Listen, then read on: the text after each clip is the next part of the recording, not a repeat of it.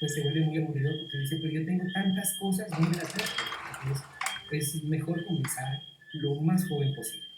Bueno, entonces en este CEDELAC, para la última convocatoria se incluyeron algunas cosas. Entonces aquí tenemos redes sociales, eh, tenemos eh, esta parte de identificadores del autor. Entonces, en redes sociales ustedes pueden ver aquí Google Scholar, ResearchGate, academia.edu, ¿sí? Y otras tantas más. Y por acá abajo, en identificadores tenemos el identificador de WOS, el identificador de Scopus y el identificador, el ORCID, o ORCID, o también se puede decir ORCID. Entonces, esos son importantes para que los tengamos en cuenta. Y hacia allá es donde quiero direccionar en este momento de la charla. La primera cosa, el ORCID. Lo podemos llamar ORCID o también lo podemos llamar ORCID, como ustedes prefieren, ¿sí? En buen español, ORCID. ¿Qué nos permite a nosotros el ORCID? El ORCID nos va a permitir registrar nuestra producción bibliográfica y a partir del momento que lo creemos, en todos los artículos científicos donde aparezca este número, este identificador, en mi caso es el 4 ceros, 3 ceros, 2, 6, 7, 3, 1, etcétera, etcétera, etcétera, ese identificador en todos los artículos que aparezca, pues hará o jalonará esos artículos directamente acá. Entonces, al inicio, yo registraré mis artículos, si es que no tenían ORCID, entonces yo los registro, pero posteriormente ya las revistas están pidiendo que uno entregue el número del ORCID, el identificador. Entonces ya eso automáticamente hace que me jalone los artículos y ya queden registrados en esta plataforma. Muy bien. Entonces, este ejercicio, por cuestión de tiempo y para aprovechar lo que más podamos, eh, les voy a dejar el enlace para que ustedes hagan el ejercicio. Listo, entonces, bueno, aquí en Delorsi también es interesante decir que él está en muchos idiomas. Como ustedes pueden ver, aquí yo lo tengo en español, ¿sí? Ustedes pueden colocar en el idioma que prefieran, mandarín, árabe, griego, etcétera, y pueden ir llenando esta información. En esta plataforma me permite registrar la parte de la educación, la parte de experiencia académica, si yo he tenido becas, si he ganado premios, si he ganado grants, que son convocatorias internacionales, todo eso lo puedo registrar aquí. Y eso también le permite a los cazatalentos en el mundo de la investigación poder darse cuenta quién es el investigador, porque aquí está toda la producción científica, ¿sí?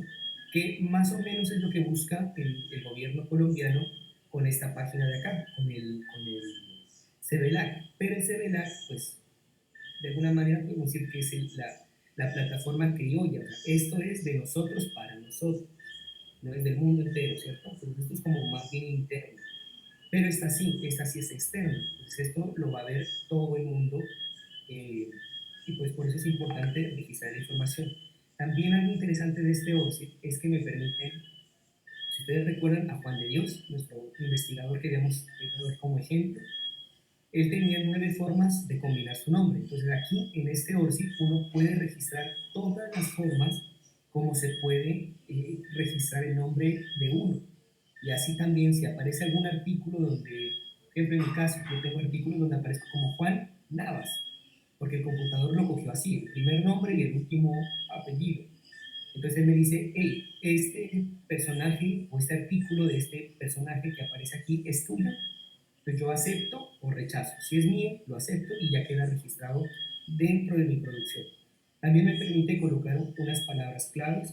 Yo aquí he colocado leche, queso, suero de leche, helados, lácteos, preología, alimentos funcionales. Entonces, esas son las palabras claves que de una u otra manera caracterizan mi trabajo de investigación. Entonces aquí yo, por ejemplo, tengo que hacer una corrección porque en la actualidad yo ya me estoy ampliando y gracias a mis estudiantes al mundo de la foodómica.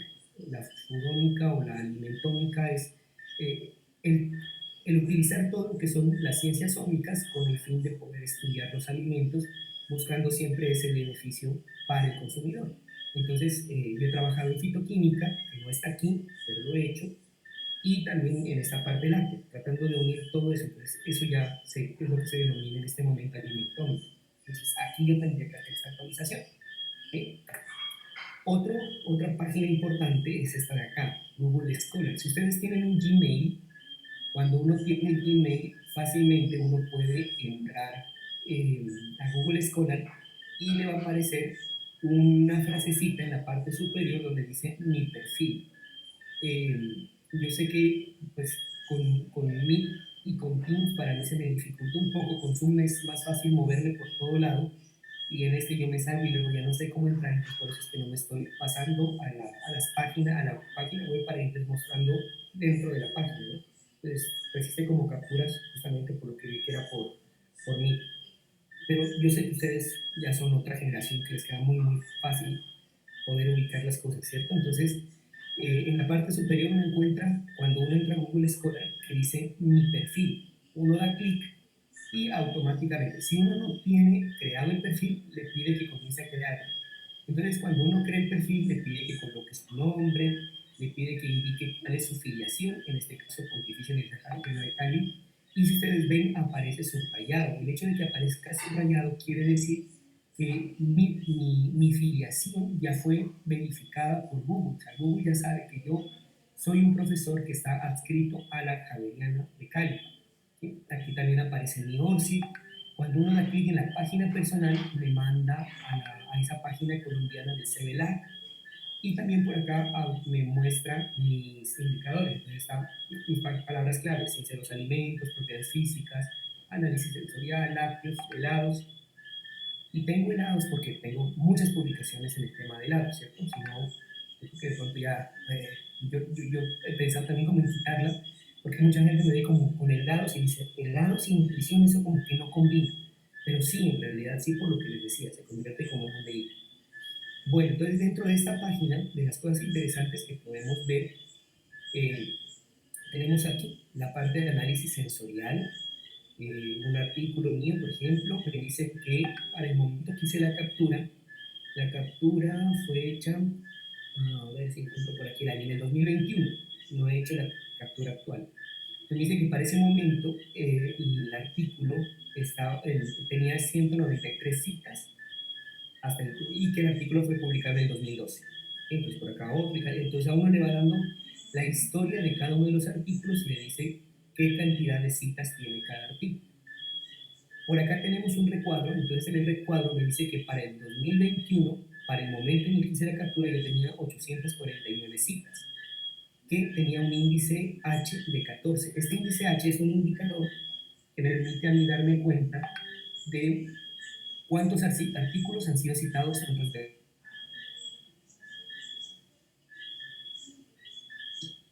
han sido citados 14 veces. En este momento creo que estoy en 17 y el índice, el I10, creo que está en 20. ¿Sí? Entonces, esto más o menos le da a uno una idea de qué tanto está impactando, porque el hecho de que a mí me citen quiere decir que entonces yo estoy impactando en esta comunidad científica o en mi nicho de mi comunidad científica, ¿cierto? La gente que trabaja en ciencia de los alimentos lee mis artículos y al leer mis artículos pues está citando. Algo hay en mis artículos que a ellos les sirve para poder citar. Entonces, eso también me muestra esta página. Adicionalmente, me permite ver quiénes son mis coautores, qué profesores, de qué universidades, y puedo, o qué estudiantes, y puedo también como hacerles el seguimiento. Eh, me ayudan ustedes, ¿cuál es la palabra que se utiliza para cuando uno comienza a buscarle la vida a alguien en Facebook, en Instagram? ¿Qué palabras que se usan? Uno lo... Ay, se me va la palabra, ¿me ayudan? Exactamente, stalkear. Entonces uno puede stalkear, refiriéndonos a la parte de la ciencia, de la investigación, ¿cierto? Uno puede stalkear a sus investigadores. Y entonces yo recuerdo en una ocasión en un congreso de bibliotecología, como yo soy editor de una revista, entonces yo me meto en esos congresos de bibliotecología, que no tiene nada que ver con alimentos, pero es muy interesante porque uno aprende de las cositas que yo les voy contando, como el índice H, el IE, bueno. Entonces, una bibliotecóloga, doctora en bibliotecología. No dice, pero ¿quién hace un doctorado en bibliotecología? Pues sí, hay gente que le gusta eso y hace su doctorado en bibliotecología. Ella decía algo muy interesante, decía, miren, investigadores, con las herramientas que nosotros tenemos para poder hacer toda la bibliometría, yo me puedo dar cuenta de amores y desamores. Y entonces todo el mundo como que, a ver, ¿de qué me está hablando? Y ella decía, sí, porque yo he visto y me he dado cuenta de relaciones que comienzan a darse en investigadores y de pronto es un par de investigadores y no estoy hablando de la parte afectiva, sino de la relación de trabajo, que comienzan a tenerse un gran cariño y comienzan a producir muchos artículos investigador A con investigador B, que pueden ser hombres, pueden ser mujeres, pueden ser, como decía la reina de belleza, él con ella con él con, bueno, etcétera. Del mismo modo y del sentido contrario, entonces eso, decía, lo podemos observar en las publicaciones. ¿Y cuánto tiempo les dura esa relación? ¿Cuánto tiempo les dura esas publicaciones juntos? Hasta si se pelean nos podemos dar cuenta. Entonces eso es como muy interesante porque uno puede estanquear al investigador y poder darse cuenta de cómo va su evolución en ese mundo de la investigación. Si él tiene una sola temática, se concentró en una sola temática, o si se ramificó, o si cambió de una temática a otra. Por ejemplo, en mi caso, yo inicié conciencia de los alimentos con ingeniería, entonces yo me estaba metido en la reología y era como mi mundo, la reología, la neofilización, era como sí, la parte inicial. Pero conforme fui avanzando, eh, luego me metí en la parte de análisis sensorial una vez que descubrí esa herramienta y me di cuenta de lo potente que era, entonces me metí para ese lado del sensorial, pero luego comencé a trabajar cuando terminé mi doctorado con quesos y me di cuenta que trabajar con quesos era muy costoso porque la leche cuesta mucho aquí en el Valle del Cauca, a diferencia de lo que puede costar en Nariño o en Cundinamarca, ¿cierto? O en Antioquia, aquí es muy cara. Entonces trabajar con quesos era una cosa imposible. Entonces tuve que cambiar y me fui para el lado de los helados, porque la diferencia era abismal, ¿sí? Mientras que en la una investigación yo tenía que gastar millones, en la otra tenía que gastar, no sé, 100.000, 200.000 pesos y salía la investigación. Entonces era como una cosa absurda la diferencia. Yo había comprado ya unas máquinas para hacer helado para investigación, entonces que tenías tu propio banco de hielo y todo, entonces mis estudiantes ya tenían dónde trabajar y pues podíamos hacer el ejercicio. En mi caso, pues yo me fui moviendo así y si ustedes me hacen como me stalkean en todas estas redes, se pueden dar cuenta cómo fue variando. Luego, con mis estudiantes de química, ellos me jalonaron al mundo de la fitoquímica y me fui por el mundo de la fitoquímica. Luego trabajé en ingredientes naturales. Paralelamente estaba trabajando en todo lo que tiene que ver con la formación STEM, porque sí, soy docente y no dejo de ser docente, entonces también tengo que estar relacionado con esa parte de la pedagogía y paralelamente pues iba trabajando en estos temas hasta que, como les digo, caí en la sudómica. ¿Sí? Entonces ha sido muy interesante todo ese proceso y uno puede, a través de las publicaciones, de la gente con la que uno trabaja, de los grupos de investigación, darse cuenta cómo es ese movimiento de los profesores. Eso también se los cuento porque es importante. eh, Va a llegar un momento en que tengamos dentro de la facultad trabajos de grado. Y cuando haya que hacer trabajos de grado, ¿cómo uno escoge a su director de trabajo de grado? Pues justamente de esa manera, revisando qué es lo que produce el investigador, el profesor, para poder acercarse a él y decirle, yo quiero aprender de eso, quiero trabajar en su tema y pues necesito su colaboración. ¿Sí? O yo tengo esta idea y me gustaría poder madurarlo un poco más. Entonces, con la experticia y el conocimiento del profesor, pues eso se va mejorando de alguna manera. Bueno, por acá les traigo otra que se llama Scopus. Nosotros desde la página de la biblioteca de nuestra universidad podemos acceder a Scopus y la ventaja pues es que podemos registrarnos y podemos abrir muchas herramientas. Cuando no estamos registrados, pues esta no tiene tantas herramientas. Cuando estamos registrados, podemos ver muchas herramientas y también nos permite ver cómo está nuestra producción y nuestro impacto dentro de esta base que se llama Scopus. ¿Sí? Y también nos da un Scopus ID, o sea que tenemos un número, porque por acá estaba y decía Scopus, autor ID de Scopus. Listo. Por acá tenemos el Researcher ID, que este es de Thomson Reuters, que en la actualidad se llama Clarivate, que es la voz, lo que conocemos como la voz. Aquí también, en este me permite a mí registrar varios códigos. Por aquí aparece el identificador ORCID, por acá aparece Publons. Publons es una otra red social que está dentro de esta red social y sirve para aquellos que trabajamos como editores para conocer o para reconocer, para identificar quiénes son los autores que me pueden servir a mí como evaluadores. Entonces, cuando a mí me llega una invitación de una revista, normalmente esas invitaciones para evaluar artículos de alguna revista, yo las registro en Publons, ¿sí? Les mando una copia, ellos verifican que efectivamente la revista me invitó como evaluador y me van generando un score, ¿sí? Una puntuación que al mundo entero le dice, él es un buen evaluador o no es un buen evaluador. Entonces, al presentarme ante el mundo como evaluador, pues ya los editores de la revista me mandan artículos para que yo evalúe. Si por ejemplo, si son artículos que están en revistas de, de Science Direct, ellos lo que hacen es, una vez que yo evalúo, me regalan unos días gratis para algunas revistas a las que yo no tengo acceso desde la universidad. Entonces, usted puede acceder a todas estas revistas por haber sido evaluador durante un mes.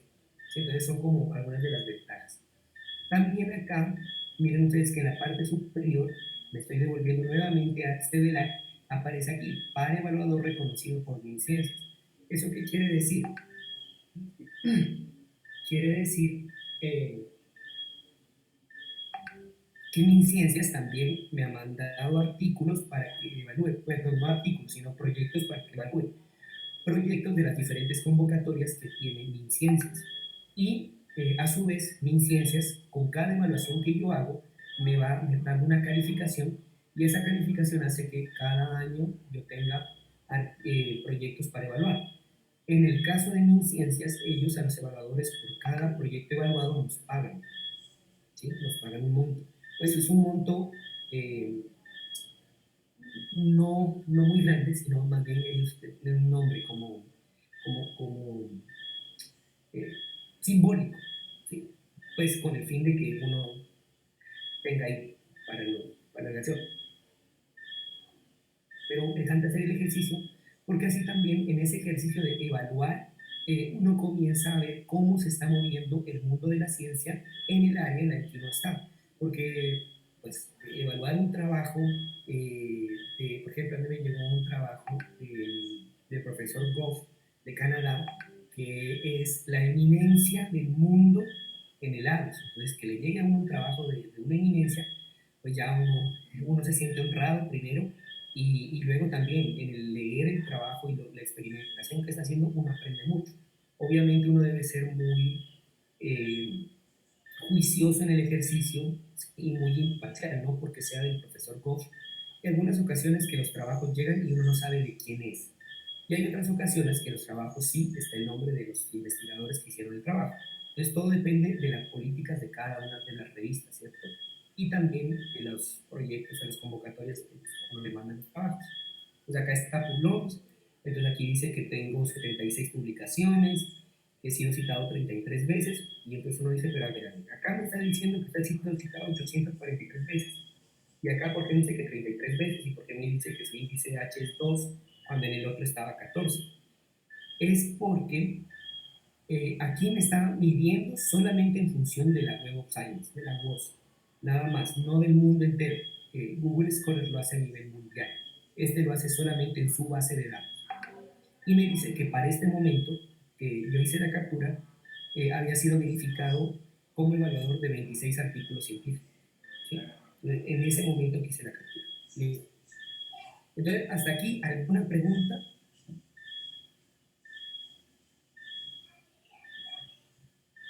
¿No? ¿Están conmigo? ¿Me dejaron? ¿Me abandonaron? Bueno, Empezamos. ¿sí? Vale. Entonces es importante que miremos, que hagan el ejercicio de entrar en cada una de esas páginas e irse registrando y guardar sus enlaces, ¿cierto? Guardar su identificador en cada una de ellas para poder registrarlo en el CBLAN. Listo. Muy bien, entonces vamos a hablar un poco de la interacción con expertos. Cuando hablamos de la interacción con expertos, eso es muy importante. Hay un libro que se llama Cómo hacer un doctorado y no morir en el intento. El título es en inglés y traduce lo que te acabo de decir. Y una de las primeras cosas que habla la autora es que si usted quiere hacer un doctorado o quiere hacer un posgrado, de las primeras cosas que tiene que identificar es que el programa al que usted se va a meter es realmente lo que usted quiere. Luego, que los profesores que están en ese programa, maestría, especialización, doctorado, bueno, lo que usted quiera, realmente son expertos en el conocimiento que usted quiere adquirir. ¿Sí? ¿Qué pasó en mi caso? Mis profesores eran expertos en ingeniería, pero no manejaban el tema del lácteos. Entonces a mí me tocó comenzar a buscar profesores de afuera, tuve que viajar a Irlanda, viví en Irlanda, trabajé en un centro de investigación allá, eh, y así pude como suplir cosas del tema específico de lácteos que yo no recibí en mi escuela donde estaba haciendo el doctorado, porque pues la experticia de ellos era deshidratación, más no lo que yo estaba haciendo en fortificación. Entonces, ahí comprendí yo este libro, lo leí después de que, bueno, casi cuando estaba terminando el doctorado, pues ahí comprendí que es importante hacer esto.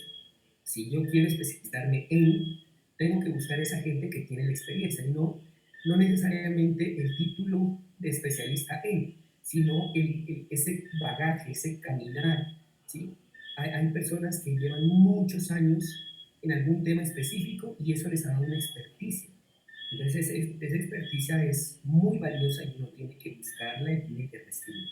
Entonces, para esa comunicación con expertos, Facebook existe y en Facebook tenemos grupos de investigación que tienen información aquí y que uno puede contactarlos por ahí. Hay profesores a los que uno puede seguir, a los que uno les puede escribir, ¿cierto? LinkedIn también, por ahí me puedo meter, pero hay una que me gusta a mí y es esta de acá, ResearchGate. ResearchGate es un Facebook, pero para investigadores. Entonces, al igual que un Facebook, tiene un muro. Cuando uno entra en el muro, le muestra toda la información relacionada con los diferentes contactos que uno tiene, igual que Facebook.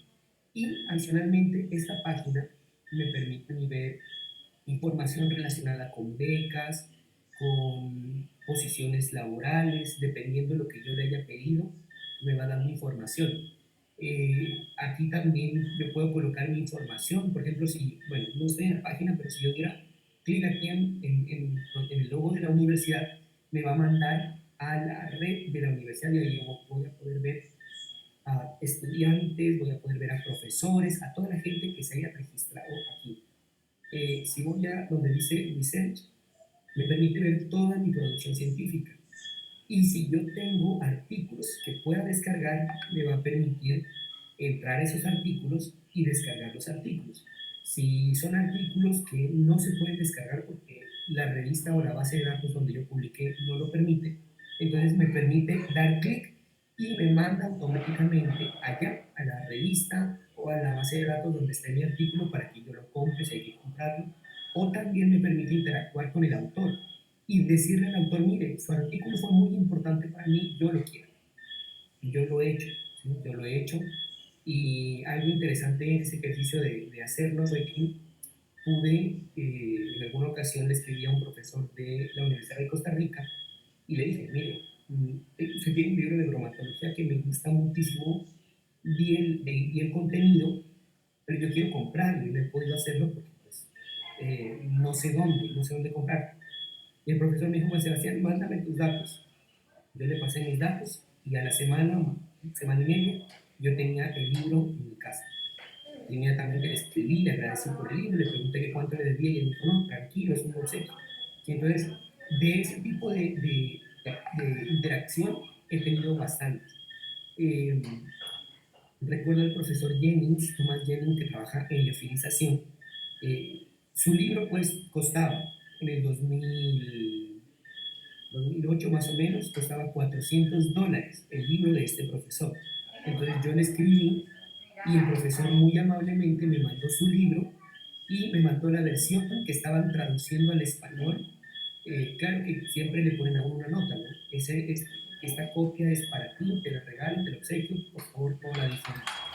Uno por respeto y por agradecimiento, por la difusión de esa información, no la reciben y se aprovecha. Entonces, esta página también me gusta mucho porque ustedes van a poder interactuar con sus compañeros, interactuar con profesores. Aquí también van a poder ver cómo está el movimiento de los trabajos y los artículos de sus profesores. Van a poder ver en qué proyectos de investigación están, ¿sí? Qué es lo que el caminar. Aquí van a poder stalkear espectacularmente a sus profesores. Entonces, esta página también me gusta muchísimo y pues se la recomiendo. Entonces, ustedes se registran antes era con el correo de la universidad. No sé qué pasó y ahora creo que está permitiendo con Gmail. Antes no lo permitía, ahora está permitiendo con Gmail. Uno puede registrarse, entonces ahí lo coloca y entonces se muestra Javeriana Cali, que aparece Javeriana Cali y aparece Bogotá. Uno pone Cali, uno coloca el departamento. Entonces, ¿en qué departamento está usted o en qué programa está? En mi caso, pues, en educación coloca la posición, si uno es estudiante, uno puede colocar estudiante de qué carrera, ¿sí? Y aquí le dice desde qué momento uno está, bueno, en este caso me dice desde qué momento estoy en la carrera. Y en la parte inferior me muestra mis otros trabajos que tuve antes, que yo he ido registrando aquí. Por acá, eso también es interesante, ¿cierto? Aquí también puedo tener interacción, pero esto es más para ese mundo de negocios, no tanto por el mundo de la ciencia como el de acá, sino que más como por el mundo de negocios. Si uno quiere dedicarse a la consultoría, entonces uno puede comenzar a mostrar todo lo que uno está haciendo aquí, ¿sí? Las publicaciones, pero pues no solamente como el artículo, sino comentando un poco más acerca de las aplicaciones y la interacción con la industria, con las clínicas, con los hospitales, etcétera, etcétera, cómo mis desarrollos pueden impactar y eso me va a servir para comenzar a generar contactos que más adelante, si me quiero meter en el campo de la consultoría, pues me podrían servir.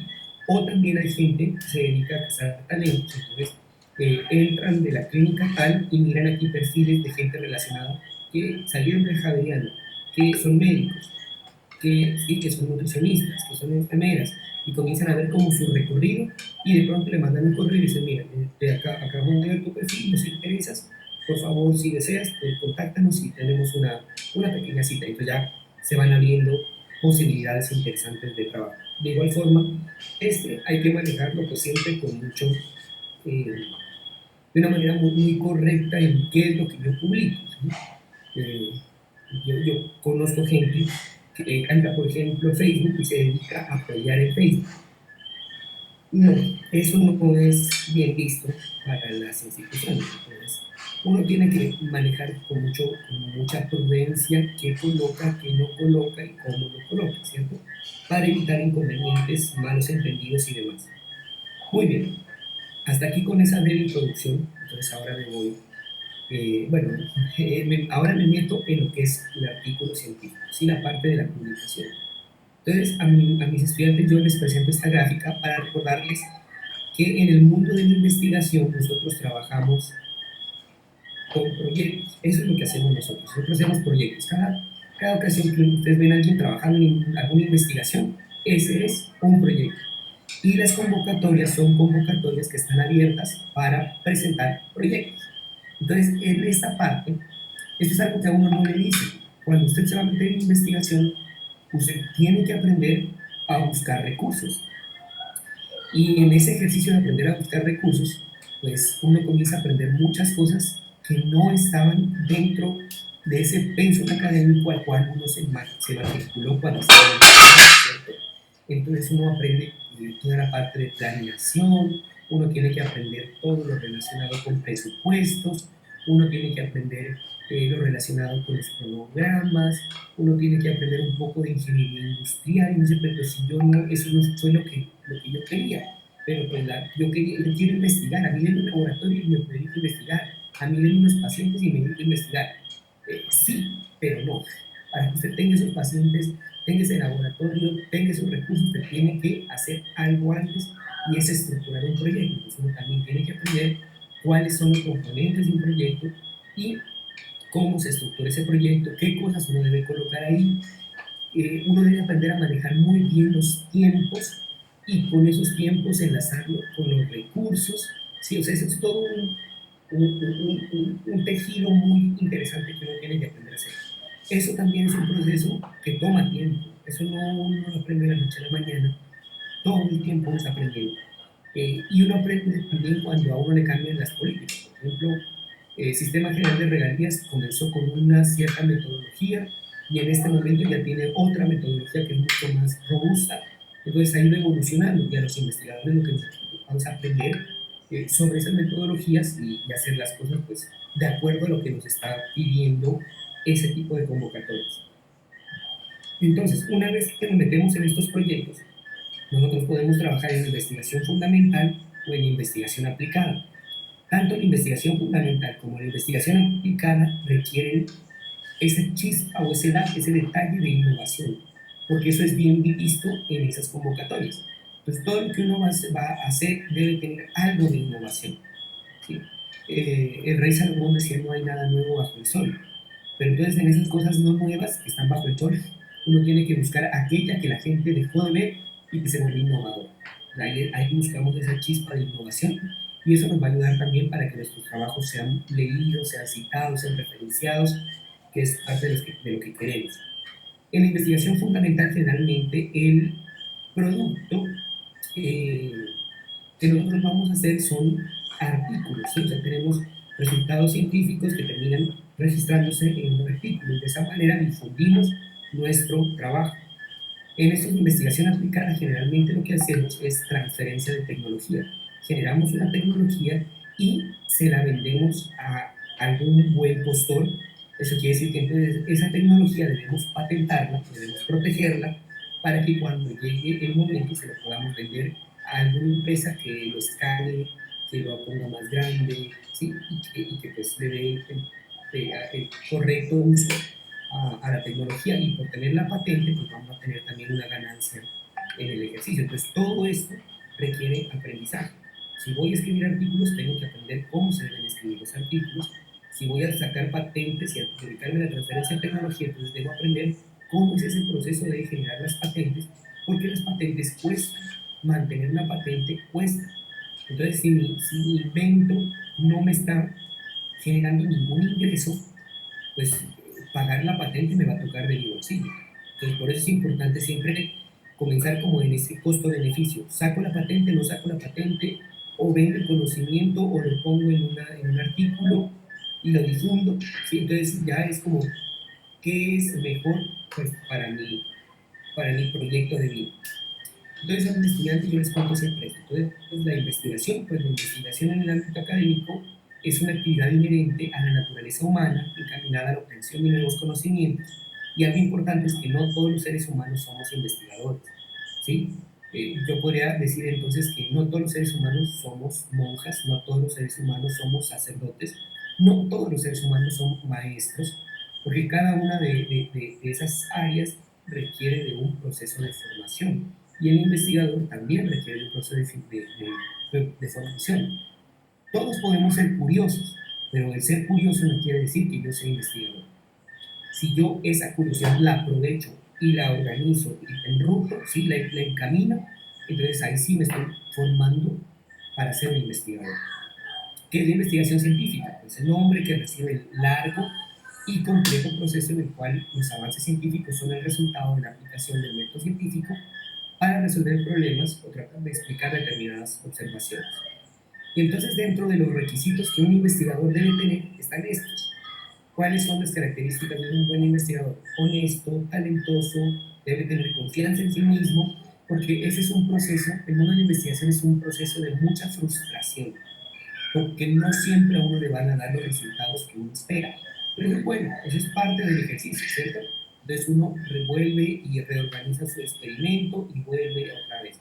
Y reorganiza y ese proceso iterativo lo va llevando a uno a descubrir cosas interesantes. Entonces debe haber confianza en uno, uno debe tener cierto nivel de competitividad también, poseer experiencia, y lo importante en el mundo de la ciencia es que aquí nos queda muy claro que solo sé que nada sé. Entonces eso me tiene que llevar a mí primero a ser una persona muy humilde con el conocimiento y a no creerme que, que, que soy no sé, la última Coca-Cola en el desierto, porque no es cierto, no es cierto. ¿Sí? Y entonces no tengo todo el conocimiento y eso me debe a mí ayudar a reflexionar y a volverme humilde. Eso es muy importante, humilde, ¿sí? Humilde. Eso es muy importante dentro del mundo de la investigación, porque entonces cuando uno es humilde, uno puede acercarse donde aquella persona que tiene el conocimiento que uno requiere y uno puede aprender fácilmente. Cuando uno maneja un nivel de orgullo más elevado, entonces hace que uno no pueda aprender. Y resulta que muchas veces uno aprende del estudiante que está trabajando con uno. Yo hago un ejercicio con mis estudiantes que hacen trabajo de grado. Yo llego y les digo, bueno, si usted va a hacer trabajo conmigo, vamos a hacer un ejercicio y es que usted me va a enseñar. Y los estudiantes me abren los ojos, y yo, sí, usted me va a enseñar, porque usted va a estar leyendo la última literatura en el tema. Entonces, cada vez, cada reunión que tengamos, usted va a llegar aquí y usted me va a enseñar, me va a contar qué fue lo que aprendió. Y yo le voy a hacer preguntas, y las preguntas no es que son preguntas torchadoras, sino son preguntas en función de que yo quiero aprender. Y quiero que usted tenga muy claro eso de que usted se va a convertir en mi profesor. Entonces, ese ejercicio me ha servido porque eh, he podido aprender de muchas temáticas y mis estudiantes, al, al explicarme, han aprendido dos veces. ¿Sí? Aprendieron al momento que estudiaron y aprendieron al momento que me explicaban. Entonces, cuando llegan a sus sustentaciones, pues manejan muy fácilmente el tema. Cuando llegan a un evento, a un congreso, a un póster, a una ponencia, pues manejan el tema porque ya ellos dicen que fueron corchados. Pues no, en realidad lo que pasó fue que aprendimos de manera interna, con esas preguntas aprendieron ellos, aprendí yo, pues es importante. Deben ser flexibles, perseverantes. También es importante congeniar con los colaboradores. Aquí uno aprende que uno no es consumo solo. En mi tierra dicen eso, consumo solo. Ah, ya anda como consumo solo. Por ahí, solo. No. Este es un mundo donde uno tiene que aprender a apoyarse en los demás y debe entender eso, que uno no es el dueño del conocimiento absoluto, entonces uno necesita de ese conocimiento que los compañeros y los colegas de trabajo tienen. Por eso es que uno cuando mira artículos se encuentra que hay una gran cantidad de autores y es porque cada uno está aportando algo, algún conocimiento tiene. Unos manejan muy bien la estadística, otros manejan muy bien la matemática, otros la biología, otros la química, la física, la ingeniería, la tecnología, la medicina. Entonces cada uno aporta desde su vida de conocimiento y logramos construir algo interesante. Y eso es lo que está buscando en la actualidad las convocatorias de los diferentes eh, fuentes de dinero, ¿cierto? Ciencias, los diferentes ministerios, Bill Gates con su fundación, o sea, todos ellos están buscando eso, que haya un trabajo multidisciplinar, donde se vea que toda la gente está trabajando tanto en lo cualitativo como en lo cuantitativo en función de avanzar con el conocimiento, ¿sí? O sea, investigación mixta. Por otra parte, pues ya cosas de fondo, reconocer problemas de investigación, desarrollar hipótesis que ayuden a resolver esos problemas, obtener recursos, lo que les había dicho hace un momento, obtener datos. Eso también es muy importante y ahora se ha vuelto muy estricta en las revistas en relación con los datos. No queremos datos inventados. O sea, cuando usted estuvo en el laboratorio que le tocó hacer y le faltó un dato y usted puso cualquier número, eso acá no se puede. Porque muchas revistas ya le están pidiendo a uno que uno entregue la matriz de datos. Entonces uno entrega la matriz con todos los datos y ya las inteligencias artificiales le dicen este dato es inventado y lo encuentran muy fácilmente los datos inventados. Y entonces inmediatamente los investigadores comienzan a tener problemas. Si yo en la metodología registro que tuve unas faltas de datos y las faltas de datos para poder cubrirlas las generé mediante simulaciones o mediante modelos matemáticos, esa ya es otra historia, porque hay procesos estadísticos, hay modelos matemáticos para generar datos de procesos continuos, datos que se perdieron por alguna razón. Entonces lo que se hace es en función del comportamiento de los datos en el tiempo, se llega y se generan esos datos faltantes. Pero eso yo debo registrarlo en mi metodología. Si no lo pongo y se me dio por generar datos, puedo tener problemas. Entonces, eso también es parte de la ética que debemos tener. Analizar sus resultados, redactar correctamente informes científicos, veraces y muchas cosas más, ¿sí? Y bueno, entonces entramos a lo que es un artículo. Es un artículo, miren, un artículo no es más que un informe. El informe de laboratorio que hicimos, pues eso es lo que vamos a estructurarlo de una manera mucho más bonita y es lo que vamos a llamar un artículo científico. Y aquí hay un artículo científico, por acá abajo puse la referencia.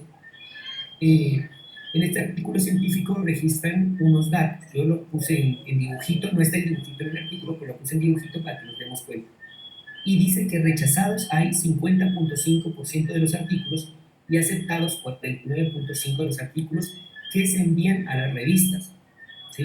O sea, de cada 100 artículos, 50 son rechazados y 50 más o menos son aceptados. Entonces, los autores de este artículo dicen que del 6 al 95% de los artículos rechazados antes de pasar por pares, son rechazados antes de pasar por pares evaluadores. O sea que solamente el equipo editorial, cuando llegó el artículo, ya lo rechaza. Pero, ¿por qué lo rechazan tan rápido? Pues lo rechazan tan rápido porque no, los autores no cumplieron con algo que se llaman las normas de la revista. Cada revista tiene una forma de escribir y cuando uno no respeta esa forma de escribir, pues uno es rechazado muy fácilmente, ¿sí? Así de sencillo. O sea, llega el grupo editorial, el comité editorial, le llegan los artículos y hacen una vista muy rápida. Ok, tipo de letra no es el adecuado, se fue. Pero es que el artículo es buenísimo, pero no está cumpliendo con la norma. Pero es que eso es forma, eso no es fondo, no importa, no está cumpliendo. Entonces necesitamos que la gente que escriba en la revista cumpla. Y eso nos lleva a la importancia de leer, ¿sí? De la importancia de leer las normas editoriales de cada revista. Cada revista tiene un formato que se llama normas editoriales, uno debe descargarlo y leerlo. Normalmente van entre 6 a 10 páginas, entonces uno tiene que leerlo.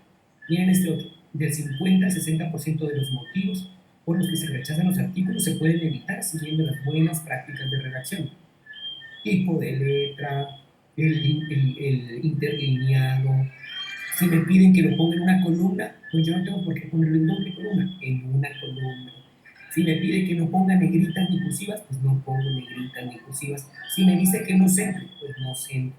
Yo tengo que ser muy juicioso leyendo las normas y llevándolas a lo adecuado. Entonces, dentro de tus artículos científicos uno tiene que, cuando va a escribir, debe hacer unas preguntas importantes. Mi investigación cae dentro de los objetivos y el alcance de la revista que quiero publicar. Entonces, nos pasó algo interesante a nosotros. Escribimos un artículo muy bueno sobre una modificación de helados y el cálculo del tiempo de derretimiento del helado. En otras palabras, nosotros ¿qué queríamos? Pensando en este calentamiento global, que la temperatura sigue subiendo, queremos cambiar la formulación del helado para que el helado permanezca más tiempo en el cono y no se derrita. Entonces, bueno, hicimos todo nuestro trabajo y logramos unos cuantos sí, minutos más o menos de la bola en el helado, en el cono, antes de derretirse aquí en Cali. Entonces, eso es como en las carreras de los 100 metros planos, todos los investigadores que estamos en ese tema, es como, hey, logré un segundo más, yo logré 5, y entonces uno es todo emocionado por esos logros. Y mandamos a una revista de ingeniería química que manejaba modelos matemáticos y la parte del diseño experimental. Como vimos eso, nos lanzamos por allá. Y la revista nos devolvió el artículo, nos dijo, el artículo es muy interesante, pero no es para estar previsto. Porque a pesar de que tenemos diseño de experimentos, no trabajamos con alimentos. Ya ahí caímos en cuenta que cometimos un error. Volvimos nuevamente a ver las normas de la revista, pero las normas de la revista sí incluía a la ingeniería de alimentos. Otra vez, un correíto al editor diciéndole, miren, sus normas incluyen ingeniería de alimentos. Y entonces ellos vuelven y escriben, sí, pero operaciones unitarias. Ah, ok, pues ya uno se da cuenta que no publican nada de alimentos. Entonces, eso lo lleva a uno a buscar otras revistas con algo que se llaman los Journal Finders, o sea, Tenemos unos buscadores de revistas que están dentro de las bases de datos. Uno coloca ahí el posible título que uno le va a poner al artículo, coloca el resumen y las palabras claves, y estos buscadores le dicen en cuáles revistas uno podría publicar. Entonces, ya todo eso está muy sistematizado, y pues hay un camino más sencillo que seguir, ¿cierto? Luego, es clara o está clara la pregunta de investigación. Yo no puedo dejar mi pregunta de investigación por ahí como escondida en el texto, no, yo tengo que decirla, que la gente sepa cuál es la pregunta que me llevó a mí a investigar en ese tema. Entonces, debe ser explícita. Es apropiado el diseño del estudio. Entonces, si yo escogí un estudio ensayo-error, tengo que justificar por qué me fui por ahí. Me fui con diseño experimental, tengo que justificar por qué me fui con diseño experimental. Eh, Tengo que decir si mi estudio es validado, si mi investigación es, tengo que mirar también si mi investigación está bien presentada de acuerdo a lo que yo veo que se presenta en la revista. ¿Sí? Eso también es importante. Yo no puedo llegar simplemente porque tomé 3 datos, hice una gráfica y mandar y esperar que me publiquen. No, las revistas son muy exigentes bueno, qué tan robusta es su investigación, qué tanto está haciendo. O sea, usted me venga aquí a hablar de la media, la moda, la mediana, de pronto yo no le acepto su trabajo. Ah, no, pero es que estoy hablando a nivel de nación y los datos que tengo son esta cantidad de datos. Y me metí con análisis multivariante y logré generar unas gráficas de componentes principales donde estoy correlacionando las variables, y este grupo de 50 variables me está explicando y estoy diciendo cuáles son las variables principales que explican A, B o C fenómeno. Ah, ok, ya saltamos de esa estadística descriptiva a otro tipo o a otro nivel de profundidad de la estadística. Entonces, ok, ya los resultados son más interesantes y entonces la revista puede aceptar lo que yo estoy publicando. ¿Sí? En este otro artículo nos dan un listado de por qué los artículos son rechazados, ¿cierto? Las razones. Entonces, miren esto. No ha sido sometido a una revista técnica, no encaja con los objetivos de la revista, no es un artículo maduro, completo, los procedimientos y análisis tienen defectos, las conclusiones no pueden justificarse con base en el artículo, es simplemente una pequeña extensión de otro artículo, es incomprensible, es aburrido. Entonces, este tipo de detallitos por los que uno puede ser rechazado, es importante que los tengamos en mente cuando escribimos. Por ejemplo, este de acá, el número 6, es simplemente una pequeña extensión de otro artículo. Hay una mala práctica en el mundo de la producción científica, que es la generación de artículos salami. Un artículo salami es un artículo que uno lo parte, ¿sí? Uno lo parte, uno tiene un artículo muy bueno y uno dice, wow, este artículo es una cosa espectacular, pero es tan grande y tiene 15.000 palabras, yo lo voy a, como la revista me pide de 6.000 palabras, entonces yo lo voy a partir en 3 y voy a sacar 3 artículos, y con 3 artículos puedo publicar en 3 revistas.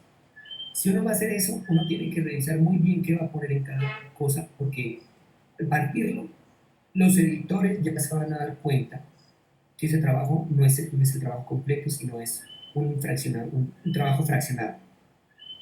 Si yo veo que mi trabajo es de 15.000 palabras y la revista me acepta 6.000, pues esa revista no es. Entonces tengo que ir a otra revista que me acepte de pronto 10.000 y bajarme de las 15.000 a las 10.000, ¿sí? Y presentarlo ahí. Entonces uno también tiene que comenzar como a evaluar eso.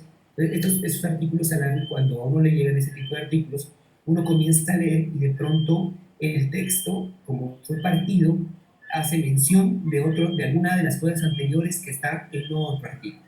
Y ahí ya uno detalla que es un artículo salado.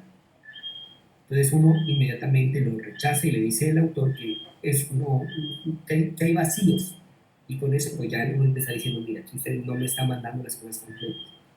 Un artículo no maduro, a veces uno se emociona. Entonces hay unos tipos de artículo que se llaman mmm, como short paper, como un artículo corto, y esos artículos normalmente uno los manda a las revistas cuando uno tiene un descubrimiento muy impactante para el mundo científico. Entonces un artículo de 2.000 palabras, y lo que uno está haciendo es adelantándose a todo el mundo y diciéndole, mire, esto estamos haciendo y logramos encontrar esto. ¿Sí? O sea, es unas cosas muy, muy rápidas. Entonces, estos short papers son artículos que salen casi que uno lo envía al editor, se evalúa en días y sale publicado. Sí, esos son muy rápidos, a diferencia de los otros que pueden demorarse más tiempo. Pero entonces, eso es cuando hay algo muy impactante.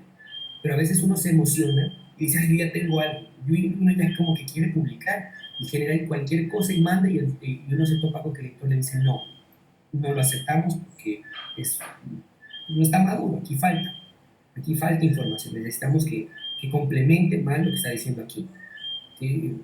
Es que el color del huevo al momento de fritarlo es blanco, sí, pero pues eso lo ha visto todo el mundo, necesitamos que comience a explicar por qué, qué sucede en el proceso de gelificación, en el proceso de coagulación, por qué, cómo se dan los enlaces entre las diferentes moléculas, qué hace que se genere ese color blanco y que no sea transparente como fue la clara del huevo antes de haber sido cocido. O sea, explíquenos un poquito más, ¿sí?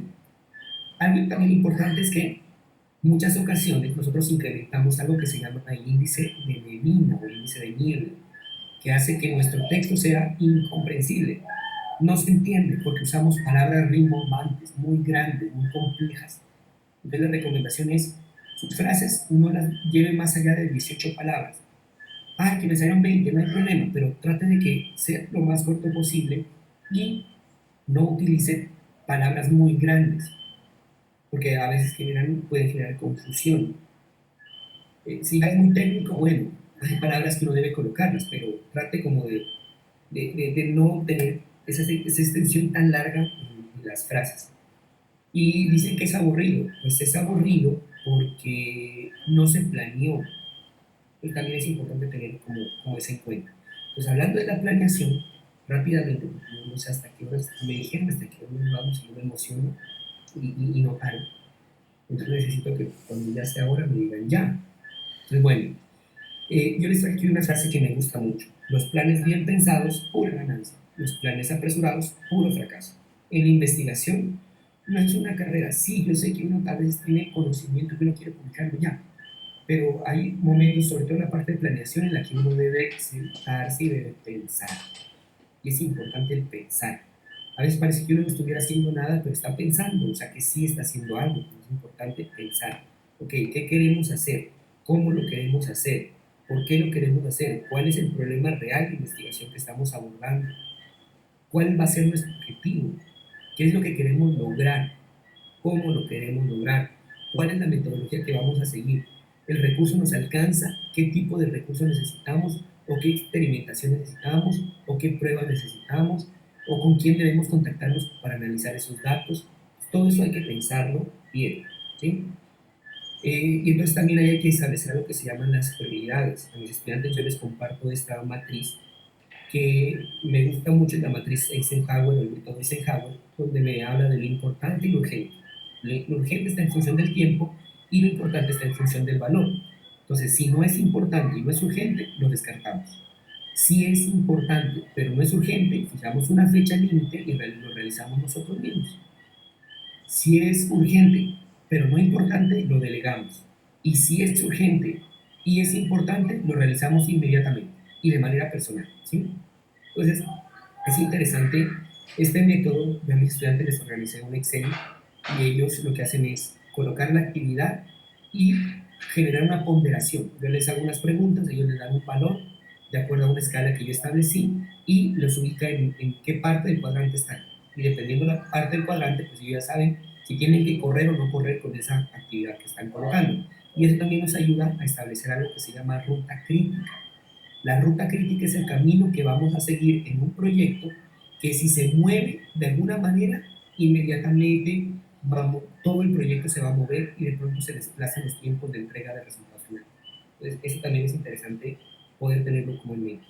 Otro ejercicio que hacemos también con los estudiantes es generar la parte del cronograma. Para el cronograma, yo les recomiendo utilizar el diagrama de Gantt. Este diagrama de Gantt es una herramienta muy útil, muy sencilla. Debería llamarse diagrama de Adamiecki, pero Karol Adamiecki, cuando lo publicó en su idioma, ¿cierto? Por allá en finales de 1800. Lo publica en su idioma, que creo que era polaco, y pues nadie lo leyó, pero Henry Laurent Gant sí leyó el trabajo de Karol Arabiecki y él lo que hace es toda esa teoría la lleva a la práctica y hace un trabajo experimental usando la teoría, toda la metodología de Arabiecki. Y entonces resulta que a quien citan y a quien hablan y todo, porque publicó en inglés, fue Henry Laurent Gant. Y de ahí para allá, el diagrama se llamó diagrama de Gant. ¿Sí?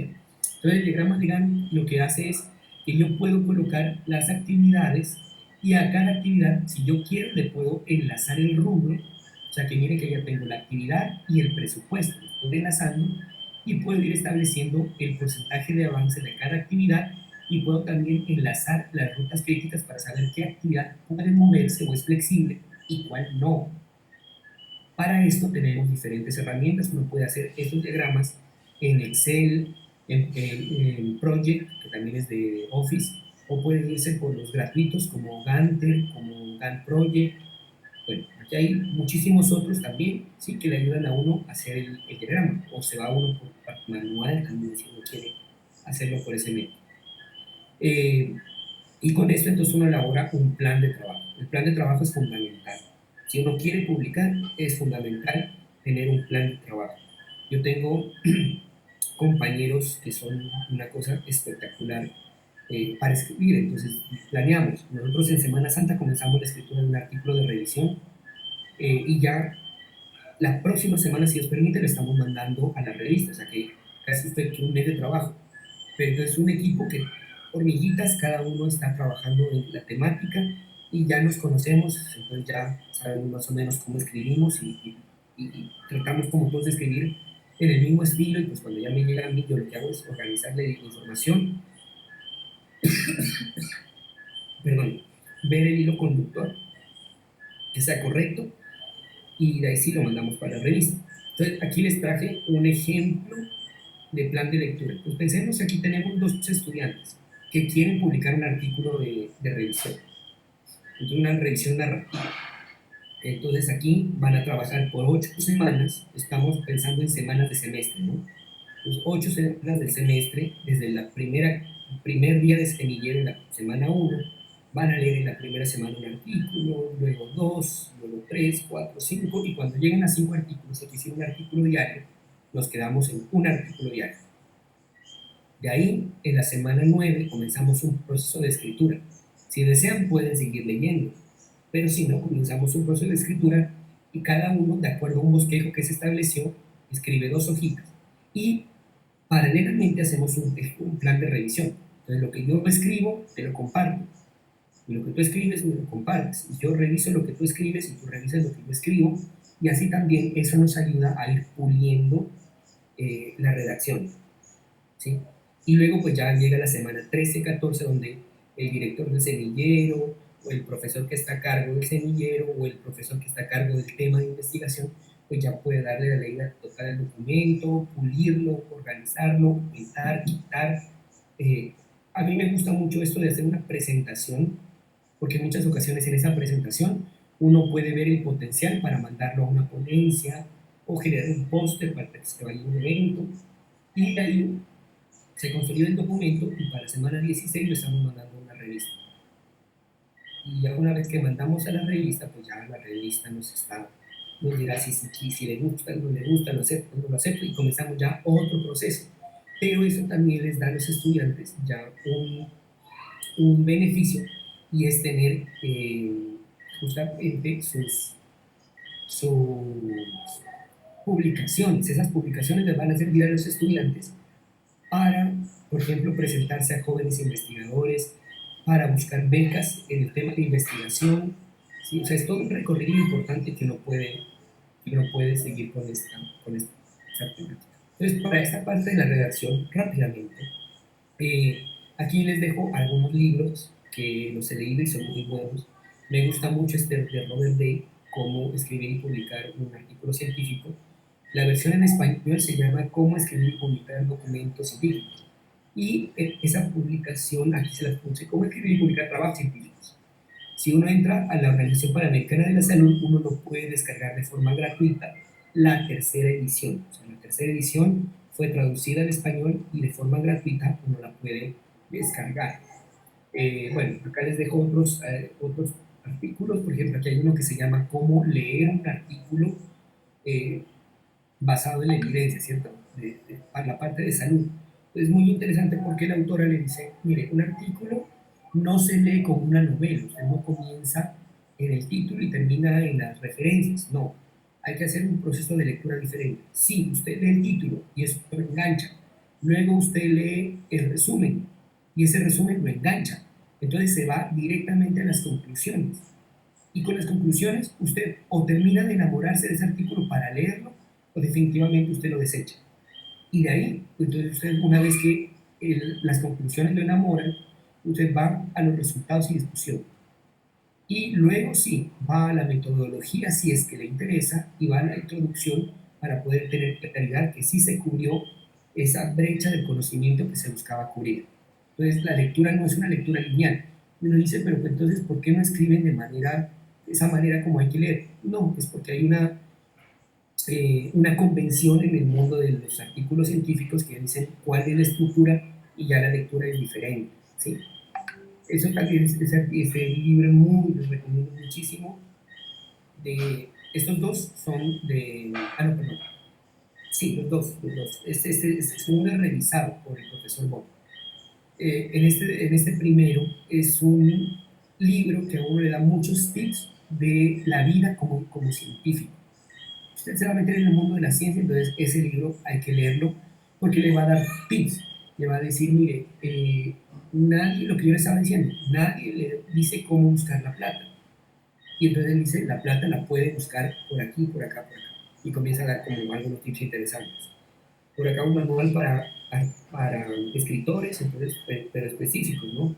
Investigación, tesis, disertaciones, otros libros también de escritura, de artículos. Este último, cómo escribir un artículo científico en 12 semanas. Cuando yo vi ese título dije, ya tengo que leer ese libro. Y pues lo que da la autora es lo que yo les mostré en ese programa de planeación. Pues la autora es muy clara, la autora es muy clara en decirle a uno, si usted no es disciplinado, no va a lograr nada. El resumen del libro es ese. Si usted no es disciplinado, no logra absolutamente nada. Si usted quiere escribir en 12 semanas, tiene que ser disciplinado. Y todos los días tiene que aportarle un granito de arena a su artículo. Y en 12 semanas sale. ¿Sí? Estamos hablando en 3 meses. El libro que ya les comenté. Y entonces aquí está como la fórmula para escribir un artículo científico. Entonces, comenzamos con los resultados. Nosotros vamos, lo que tenemos, ya tenemos unos datos, nos han llegado unos datos, somos felices con esos datos, los procesamos, hacemos unas gráficas, construimos unas tablas de resultados, tenemos una estadística que nos ayuda a entender lo que pasa con esos resultados. Entonces, lo primero que vamos a hacer es colocar esos resultados en el papel.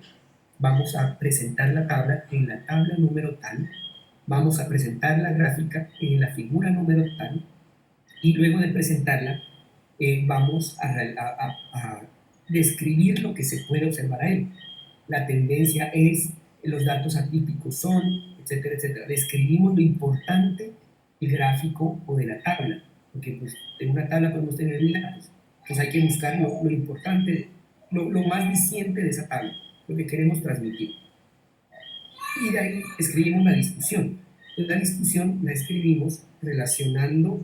eh, la escribimos relacionando nuestros resultados, lo que nosotros encontramos, versus lo que dice la literatura científica que está publicada.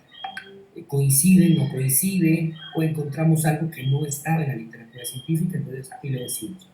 De ahí escribimos las conclusiones, y una vez que hemos terminado con las conclusiones que están estrechamente relacionadas con nuestro objetivo, entonces nos devolvemos a escribir la metodología. ¿Por qué escribimos la metodología después de todo esto? Porque entonces aquí vamos a ver qué metodología es la que utilizamos, porque en muchas ocasiones uno escribe un proyecto y pone cierta metodología y en el camino tomamos la decisión de cambiar esa metodología por una mejor. Entonces es importante que en este punto revisemos qué metodología se utilizó y la escribamos de una manera detallada, de tal forma que la gente que nos lea pueda reproducir nuestra investigación y pueda decir, listo, o sea, me dio lo mismo, porque nosotros fuimos claros con la metodología para que pueda replicarse en cualquier parte del mundo, ¿sí? Por eso es importante la validación de esa metodología, que sea reproducible, que sea replicable, y de ahí escribimos la introducción, porque ya tenemos ahora claridad de lo que hemos hecho, entonces vamos a poder decir cuál fue la brecha del conocimiento que nos interesó abordar y cómo la abordamos y cómo la cubrimos y cómo le estamos dando un aporte a la humanidad. Y nuestro último párrafo de la introducción es nuestro objetivo general. De ahí nos vamos a escribir el resumen. Para escribir el resumen existen métodos. Hay una norma técnica, una norma ISO, que es para escribir resumen, que es a uno le dan como las pautas de qué debe ir en un resumen. Importante siempre, vamos a las normas de la revista, miremos qué dice la revista, cómo quiere la revista que le pongamos el resumen, porque eso también pues, es importante. Bueno, yo creo que por esta ocasión llegamos hasta aquí, ¿cierto? No sé, cuéntenme qué les parece.